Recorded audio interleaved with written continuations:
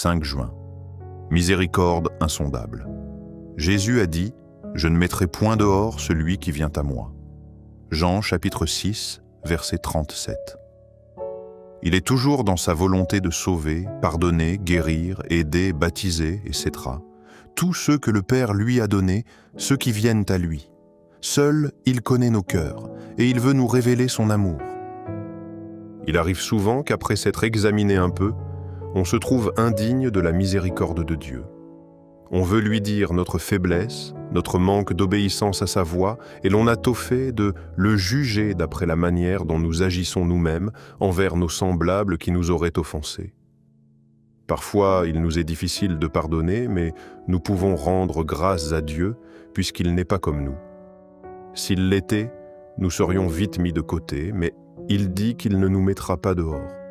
Au contraire, il nous ouvre tout grand ses bras et est prêt à nous sortir de toutes nos difficultés malgré notre négligence ou indifférence. Entends-tu sa voix qui te dit « Viens, mon enfant, tout ce que tu vois dans ton cœur, je l'ai vu avant toi. Je suis là pour t'aider si tu te confies en moi. Tu ne seras jamais plus le même. Repars à zéro. Sache que je t'aime, que je te connais, que je suis avec toi. Marche en ma présence, et je ferai de toi un instrument de gloire dans mon royaume. Il est bon que tu te sentes faible, car c'est alors que ma force pourra s'accomplir en toi.